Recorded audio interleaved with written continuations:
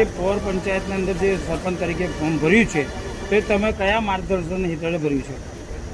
અમારે તો બસ પ્રજાનું ભલું જ કરવું છે અને જે ચોકડીપાર વિસ્તાર છે બસ અમારો મેન મુદ્દો એ જ છે, ચોકડીપાર વિસ્તારનો જ છે કે ગરીબોના જે પાવતીઓ જે મળતી નથી પંચાયતમાંથી વેરા પાવતી બસ એ લોકોને આપી દે અને જે આવાસો 10-12 વર્ષથી આવાસો જે ગરીબો નથી મળી એ આવાસોનો જે પ્રશ્ન છે. જી, ચોક્કસથી તમારા જે વોર્ડ છે 11ની અંદર એની અંદર તમને હિતેશભાઈ દ્વારા સપોર્ટ કરવામાં આવે છે, શું કહેશો આ બાબત? આ હિતેશભાઈ સપોર્ટ કરવામાં આવ્યો છે અને એમનું બહુ એ બી પત્રકાર છે, એમને બી કામગીરી આપેલી જ છે ગરીબો માટે. તો પણ એ પોર ગામના અંદર 11 નંબરના વોર્ડમાં આજે તમે બે પત્રકાર તરીકે જે ફોર્મ ભર્યું છે એક સરપંચ તરીકે કે સભ્ય તરીકે, એ તમારે કયું માર્ગદર્શન છે પોરની પ્રજા માટે?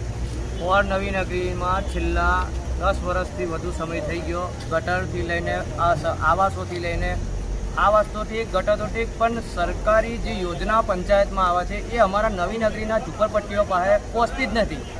પંચાયતના જે સભ્યો જીતીને આવ્યા હોય એમને જ ખબર હોય કે શું છે. પહેલી વાત તો ગરીબો સુધી કોઈ પણ જાતની સરકારી યોજના પહોંચતી જ નહીં. તો તમે માનો છો કે જેટલા પાછલા વર્ષોમાં જે સરપંચ તરીકે ને સભ્યો તરીકે ચૂંટાવ્યા છે ને સભ્યો તમારા જે નવી નગરી કે છે એમાં રહે છે, તે સભ્યોએ કેટલું કામ કર્યું ને કેટલું નથી કર્યું તે તમારે? કામ કર્યું છે એ પ્રજાને દેખાય જ છે. જીતીને આવ્યા છે, વોટ આપ્યા છે ખૂબે, પણ જીતીને આવ્યા પોરની ગામની પ્રજા અને મારા જે વિસ્તારની પ્રજા છે જાણે છે કે જીતીને આવેલા જે સભ્યો છે એમને કેટલા કામ કર્યા.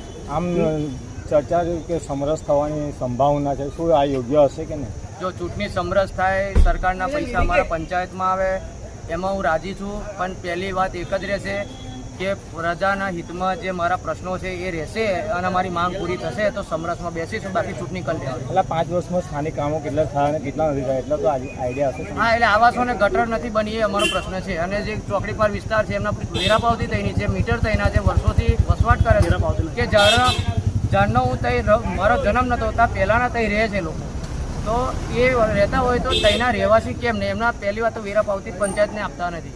વેરા પાવતી મીટર છે, બધું જ છે.